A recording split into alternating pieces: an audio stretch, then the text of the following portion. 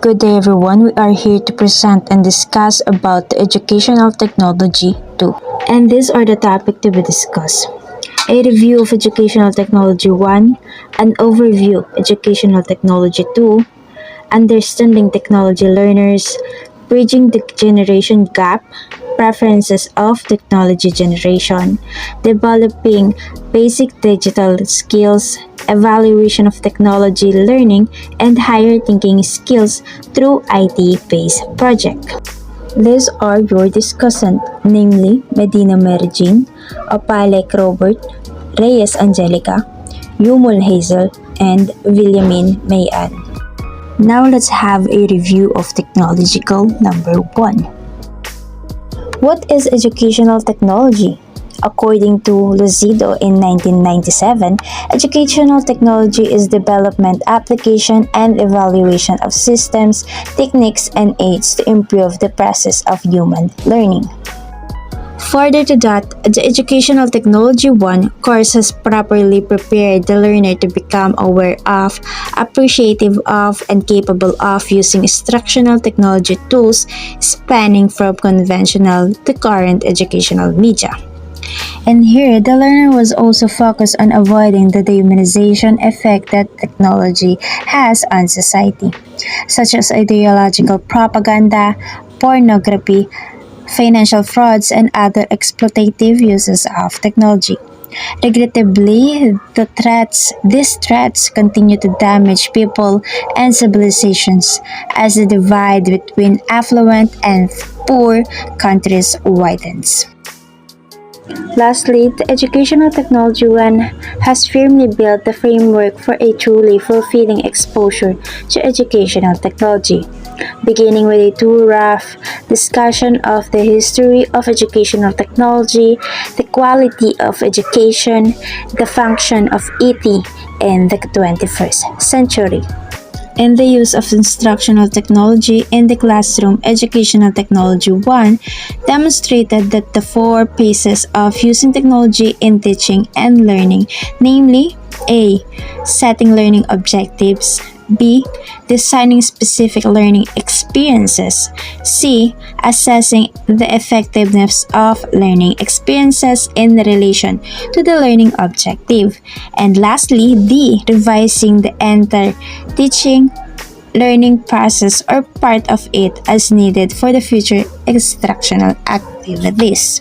Educational Technology 1 appropriately refined the distinction between educational technology and other concepts, such as educational technology, or which is the use of technology in instruction from a different school management, and the audiovisual aids, or the learning media to steer the sense for more effective learning, and so on, adding to the technology sophistication of the learners. In a summary of that, the purpose of Educational Technology 1 in teaching and learning is to familiarize students with how educational technology can be used as a media for schools' teaching learning process.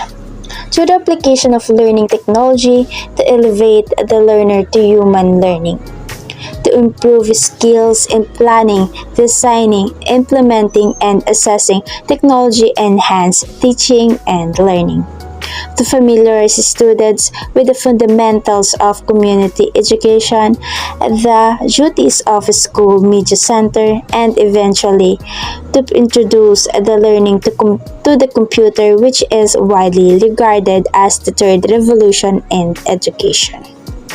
Welcome to Lesson 2, entitled An Overview, Educational Technology 2. It is concerned with integrating technology in teaching and learning. At the present, teachers are equipped with more technological tools than ever before. According to Digital Education, 94% of schools report that digital learning is happening in at least half of their classrooms. Integrating technology into the classroom not only makes learning more relatable but also provides an opportunity for deeper, more personalized learning for each student. After the lesson, you are having a group activity. Formulate your personal anticipation on what you can learn or achieve from the course, given your own experience with computers and fun or enriching activities you get from it. List your anticipated expectations in a PowerPoint presentation for the class. Somehow, the course is primarily directed at enhancing teaching and learning through technology integration. It aims to infuse technology in the student-teachers training, helping them to meet and adapt to rapid and continuing technological changes. Also of great use to professional teachers, school administrators, teacher educators, and anyone who is interested on how information technology can be used to improve not only instruction but the school management, program, and curriculum. Next, we are now moving to Lesson 3, Understanding Technology. Today's learners appear smarter, yet they can't read as their parents do, and they are addicted to the internet. Concentration is questionable. They become alive through video presentations, group activities, and computer classes. The new learners spend much time talking with friends on their phones and sending text messages, interacting through internet or social media like Facebook, playing video games, and surfing the World Wide Web. There are positive benefits derived from the use of information technology or digital resources, and this counterbalance possible negative effects of technology on children. Understanding technology learner. A current technological revolution is creating an intellectual revolution, faster and better than ever before. The 19th century psychologist Jean Piaget presented a chart from childhood to adulthood. First, sensory motor, birth 2 years. Understand word through senses and action. Second, pre-operational 2 to 7 years old. Understand words through language and mental images. Third, concrete operational 7 to 7 years old. Understand word through logical thinking and categories. Formal operational 12 to years old onward. Understand word through hypothetical thinking and scientific reasoning. Even at a very early stage of pre-operatory school, computer-aided instruction are offered as digital tool. Digital technology sources as iPad, music devices, video game gadget, computer games, mobile phones, and the internet contribute to digital acceleration. Multitasking can be detrimental since this prevents concentration and the compilation of specific tasks. However, multitasking characterizes professionals' work in new worlds of information technology. There is the need to be balanced at the good and possibly detrimental change observed among the new learner of this information technology age. Differentiate the parents 30 years ago and the new millennial generation in terms of technology. Parents 30 years ago. Media technologies available: diskette, film projector, videotape, black and white TV, typewriter, Kodak film camera. New technologies: USB, digital projector, MP3, MP4, colored flat screen TV, laptop, tablet, digital camera, DSLR. Social relationship: postmail, harana, boy-girl marriage, shy and timid. New social relationship: email, bar, club, pubs. Same-sex marriage, vocal confident. Beliefs or values: obey always, dominated by man, traditional ways of living, stick to what they believe. New beliefs or values: freedom to speak or choose, gender equality, adopting new trends, diverse. Drawing out knowledge, peering in knowledge to from student, teacher to centered, student centered. Lesson from Bridging the Generation Gap. The older generation often feels there is a generation gap between them and the younger generation, particularly in simple things like manner of dressing, socializing, more intimate relationships like friendship and marrying. So now we are in the lesson 5, Preferences of the Technology Generation. So here is the question, what do you expect for the future? We are aware that what the old generation wants may not be the same to the future generation in terms of their life, work, and leisure. Sad to say, much of the good things enjoyed by the elders when they were students are no longer available to the new generation. So now let's see the single and multi-track activity patterns by the old generation. By the old generation, life has been comfortably slower for oldies as they watch and follow television, telenovelas like Walang Hanggan, and patronize the movies of their favorite local performers, and prioritize social activities like community outings and dance clinics. On the other hand, for today's generation, or what we call the new generation, is exposed to quick flicking video games, mobile phone texting, socializing through different social medias, social websites, and downloading text, music, photos, video with fast switching speed. So now let's proceed to text versus visuals by the older generation and younger generation. So in the past years, or by the older generation, our parents or older generation love to read textbooks enriched with illustrations and photos, and when they do research, they go to school libraries using card catalogs and sign up to borrow books for home reading.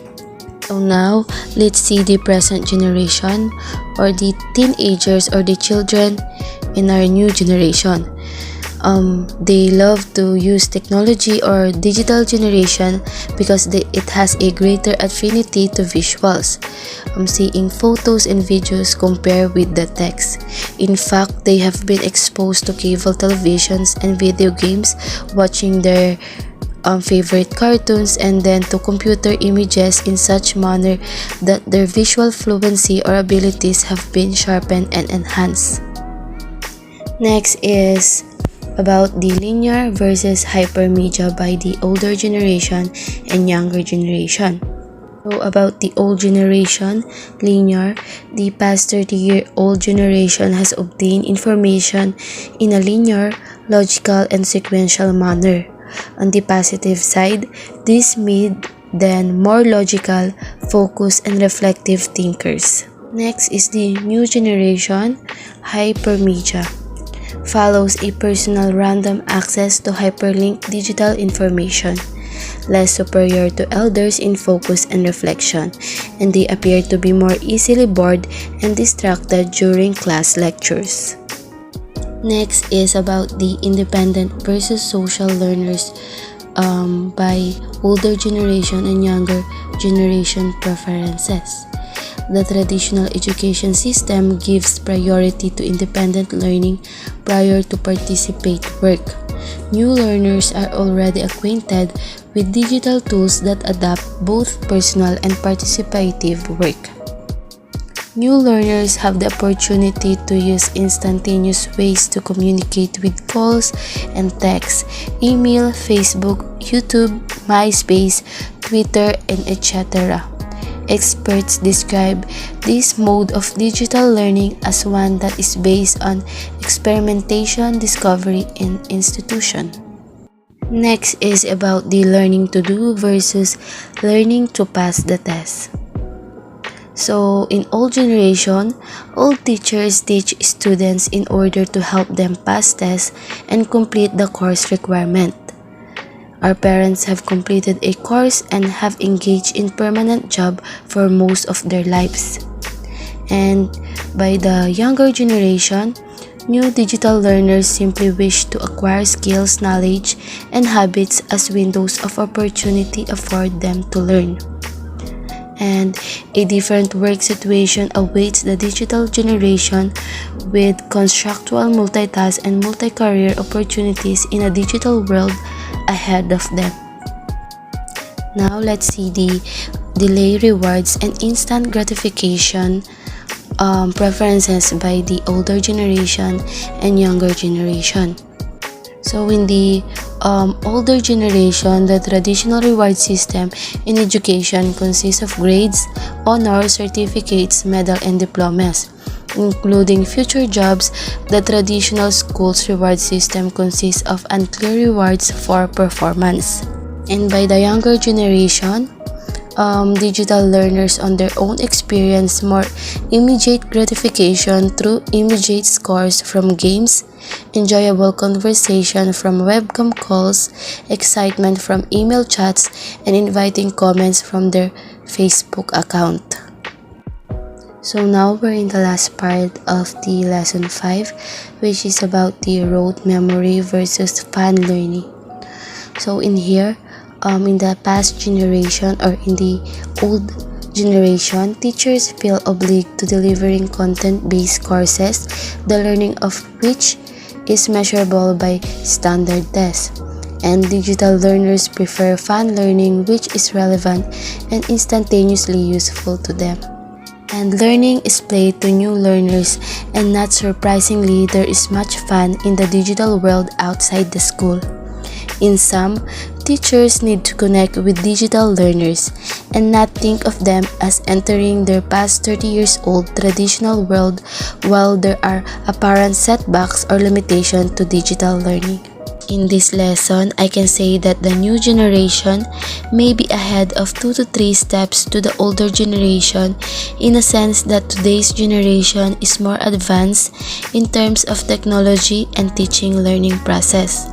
But we cannot deny the fact that the past generation serves as a looking mirror for us to improve not just as an individual but as a whole. Lastly, we see the difference in preference of both old and new generation is contradictory in terms of teaching learning process. By accepting the concept of new generation doesn't mean that we should forget the older generation's preference.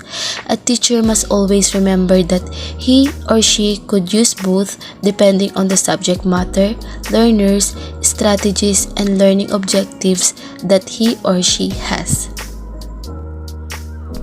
In the field of education, a huge generation gap also exists, and it will continue to widen unless some changes are adopted at the proper time. Given the rapid emergence of digital technology referred to as ICT, there is the need to prepare for bridging the digital gap in society.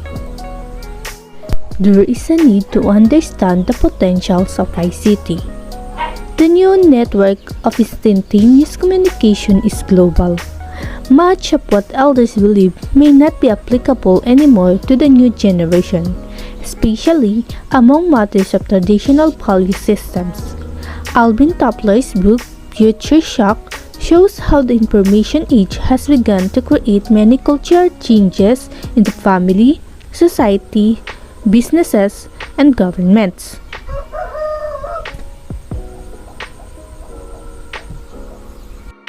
Given the speed of power of ICT for change, growth, and innovation, it becomes critical that teachers understand the gap that may be perceived between them and the new generation of learners. Much of the old technology like tube radio, plotter records, cassette tapes, celluloid movies, antenna television, landline phones have vanished or are quickly vanishing today. Even communication, sending written letter has become tedious with the advent of emailing and web camera face-to-face communication. Since the new generation expected to face a future professional challenge of digital world, technology-supported skills need to be taught in schools today, or else school will become a white elephant. If schools fail to respond to emergent changes and needs, New learners may lose appreciation of the educational system and drop out school. As surveys show an increasing dropout rate every year. That will be all. We, the discussant, are appreciative for your time and attention. God bless us all and keep us safe. Thank you.